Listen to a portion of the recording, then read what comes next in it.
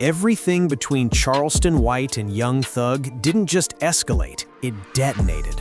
They ain't ready for that mate. They told on.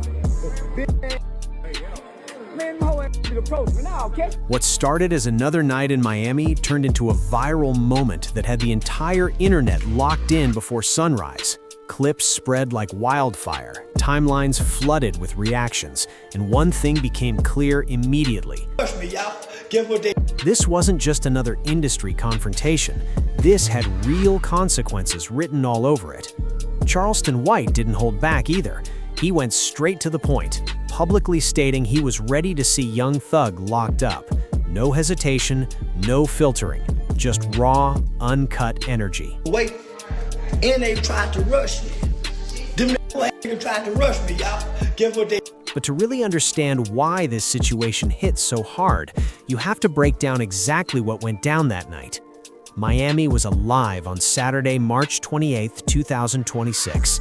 The city hosted what was supposed to be a relatively low-key but high-energy celebrity gathering. Put that mace out on them, and it was that barrel mace. That barrel mace. Rusky, the comedian and content creator known for his Coulda Been skits, was throwing his Coulda Been Love reunion event. It was the kind of function where influencers, rappers, and internet personalities all mix under one roof. Not overly formal, not chaotic, just vibes, networking, and visibility. People showed up to be seen, to connect, to enjoy the moment. Williams, let me explain something to you. You on probation, right? Nobody walked in expecting tension. Nobody anticipated conflict. Definitely nobody expected the type of situation that would dominate social media hours later. But that's exactly what happened. Charleston White was in attendance, and if you know anything about him, you already understand the energy he brings into any room. Just approached me, threatening me. Your words was, we step on. He doesn't just enter environments, he disrupts them. Whether it's intentional or not, controversy seems to orbit around him. Some say he attracts problems, others say he creates them. Either way, the result is always the same. Something is going to happen. He brands himself as a comedian, a community activist, and unapologetically, a snitchologist. Over the years, he's built a reputation for calling out rappers, exposing what he sees as hypocrisy in the culture, and inserting himself into major conflicts with zero fear of backlash. From using mace on Soulja Boy to threatening legal action on people in real time, Charleston White operates on a completely different playbook than anyone else in hip-hop. And because of that, he's become one of the most polarizing figures in the culture. A large portion of the rap world doesn't just disagree with him, they genuinely dislike him. Now, on the other side of the room, you had Young Thug, and his situation, completely different level of pressure. Thug wasn't just outside enjoying life, he had just come home from a federal case that shook the entire industry. You made it plural. You said we, so that's in cohorts. I mean a gang. You on probation. After being released on October 31st, 2024, following roughly 2 years locked up in the YSL RICO case, he wasn't moving freely. Not really. He walked away with a complex plea deal, 15 years of probation, plus a suspended 20-year sentence waiting in the background. That's the part people don't fully grasp. That 20 years isn't gone. It's just sitting there, inactive, until one mistake activates it. One violation, one bad decision. Going out, he ain't even been gone too. One moment of pressure. That's all it takes. So picture this clearly. Young Thug, fresh out, still under heavy legal restrictions, surrounded by his people at a public event in Miami, and somehow he ends up in a direct confrontation with Charleston White. Out of the audio, what shocked you the most? According to White and multiple circulating reports, Thug and members of his entourage approached him backstage. Not casually either, it was a group move, numbers on their side. The type of move meant to intimidate, to apply pressure, to shift control of the situation instantly. White described it as an attempted rush. What followed, according to him, wasn't subtle. Words were exchanged, serious words, the kind that carry weight. A direct, street-level threat that White interpreted as a promise of violence. Then one of Thug's associates allegedly escalated things further, making it clear that this wasn't just talk. At some point, there was a motion, someone reaching, clutching something that looked like it could have been a weapon. Nothing fully drawn, but enough to send a message, enough for everyone nearby to understand what was being implied. And in that moment, everything could have gone left. But Charleston White didn't respond with fists. He didn't escalate physically in the way people might expect. Instead, he reached for what has become his signature move: mace.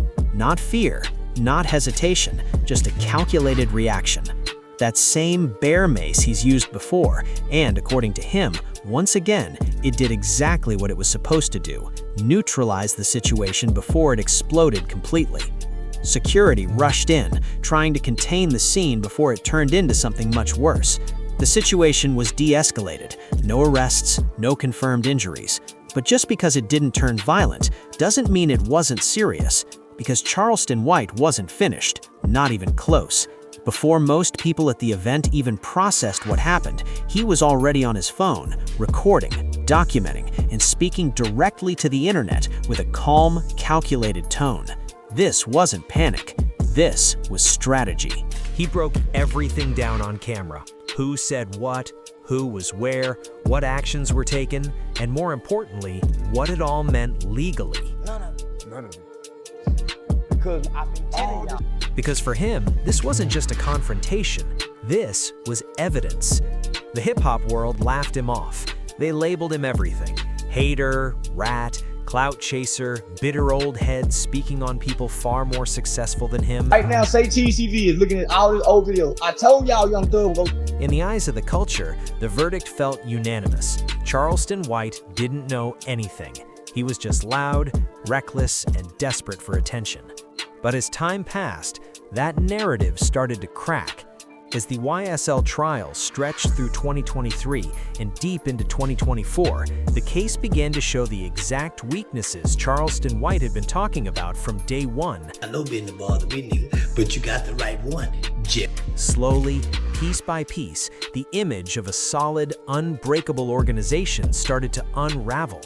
Co-defendants began taking deals, statements shifted, positions changed, and the idea that YSL was standing firm, untouched and unbothered, became harder and harder to believe for anyone really paying attention.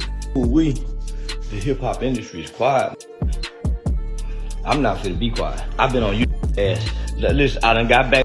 Beneath all of that noise, something else was quietly building. Something Charleston White had been hinting at for months. He kept dropping subtle clues, references to sources, mentions of connections inside Atlanta law enforcement. The way he spoke wasn't random. Remind Soldier Boy, you ain't got no ops. It carried a level of confidence that made people stop and question whether he actually knew something or if he was simply reading the situation better than everyone else. Then, everything changed. The audio dropped, and the entire narrative went nuclear. In August 2025, leaked footage surfaced online, allegedly from a law enforcement interrogation involving Young Thug's associate, Pee Wee Roscoe. Within hours, it spread across the internet, dominating conversations and forcing people to reevaluate what they thought they knew about the case. Yeah, I did. He's talking about I did. Yeah, I did. What I saw in that video, the most recent video where I seen Lil King just got knocked out by another little boy they were making. The content of that audio hit differently. It peeled back the curtain. It exposed details that didn't match the public image many had been defending. And for Charleston White, who had been building toward this exact moment for years, it was validation on a massive scale. He didn't react quietly. He went all the way in. His content during that time exploded, pulling in some of the highest views he had ever seen. In one particularly viral interview, he reacted live to the audio, and you could see it on his face: satisfaction, relief, vindication. It looked like 3 years of pressure finally being released. But what made that moment hit even harder wasn't just the reaction, it was what came after. Because instead of celebrating, Charleston White broke down. On camera, real emotion, real tears. The same man who had been dragged across the internet, called a snitch, a troll, a disgrace to the culture, sat there and let everything out. Not arrogance, not ego, just the weight of everything he had endured while standing on his claims. He spoke about the cost of it, the threats, his home address being exposed, people with massive platforms encouraging harm toward him and his family, getting banned, getting silenced, losing opportunities, all because he refused to back down from what he believed was the truth. And now, those same things people mocked him for were playing out publicly for the world to see. That moment shifted how people viewed him. Not everyone switched sides, but the conversation changed. Then, in September 2025, Charleston White made another bold claim. He said he had personally applied pressure behind the scenes, pressure that contributed to even more information becoming public. He wasn't just reacting anymore. He was positioning himself as someone actively influencing the narrative. Whether people believed that or not almost didn't matter at that point, because one thing couldn't be denied anymore: his track record. Years of predictions, years of calling names, years of saying exactly how things would unfold. And now the receipts were there. But what really kept fueling his energy, what kept him going into the Miami situation, was something deeper than just being right. It was the hypocrisy. Because when young Thug came home in October 2024, he didn't move quietly. He came back loud, confident, and very publicly critical of Gunna, the co-defendant who took a plea deal early and walked free. Thug labeled him a snitch, called him soft, painted himself as the one who stayed solid. And Charleston White locked in on that immediately. Because from his perspective, that narrative didn't match what was sitting in the background. Audio, allegations, and unanswered questions that suggested a very different story. To White, it wasn't just wrong, it was blatant hypocrisy. And that's what pushed everything to another level. He didn't let it go. He didn't ease up. Every new development added fuel. Every rant reached millions. Every video kept the pressure building. So by the time March 28, 2026 came around, and both men ended up in the same building in Miami, this wasn't random, this wasn't coincidence, this was years of tension compressed into one moment. And when that moment finally exploded, the entire culture felt it. Now the real question is, what happens next? Because what went down in Miami isn't just viral content, it carries real legal implications, real consequences, and it sits inside a much bigger story about who Charleston White is, how he operates, and why even the people who hate him have no choice but to pay attention when he moves like this. Start with the legal reality. Young Thug is currently living under 15 years of probation with a suspended 20-year sentence waiting behind it. That's not theoretical, that's active pressure. Any violation, new charges, confirmed association with known gang members, credible threats, weapon involvement, any of it could trigger a hearing that puts those 20 years back on the table instantly. That's not just risk, that's exposure at the highest level, the kind that forces every move to be calculated, every decision to be strategic. There's no room for mistakes. And Charleston White understands that better than almost anyone outside of Thug's legal team.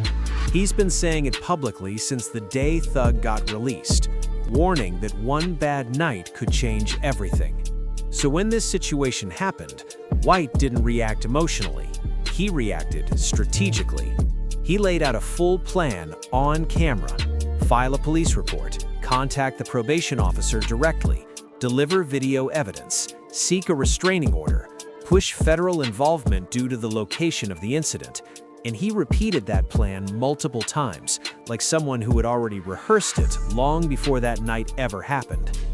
As of March 30th, 2026, nothing had been officially filed. No charges, no arrests, but the situation was still developing. And even without paperwork, the damage was already done, because the footage was everywhere. Millions of views, millions of opinions, and more importantly, it put young Thug's name back in front of law enforcement, probation officers, and legal teams who had been carefully managing his situation since his release. That alone creates pressure, and you could feel it in the silence.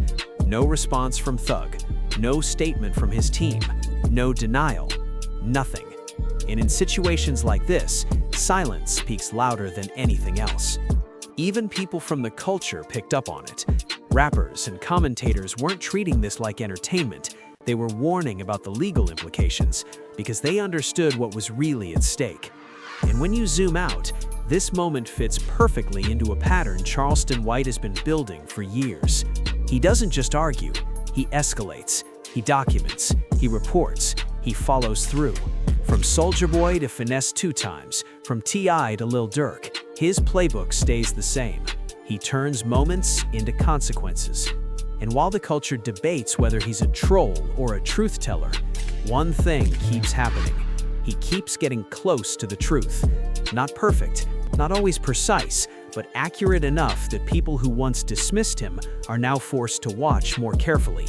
Because whether they like him or not, when Charleston White speaks, something usually follows. Charleston White said it long before the headlines ever caught up. He warned that the trial would expose things the culture wasn't ready to face. He predicted cracks where everyone else saw loyalty. And most controversially, he called that Young Thug would eventually fold at a time when even suggesting that would get you completely shut down. Now fast forward to 2026. Young Thug is no longer fighting that case in court. He's living under it. A plea deal that comes with 15 years of probation and a suspended 20-year sentence sitting quietly in the background, waiting for one mistake to activate it.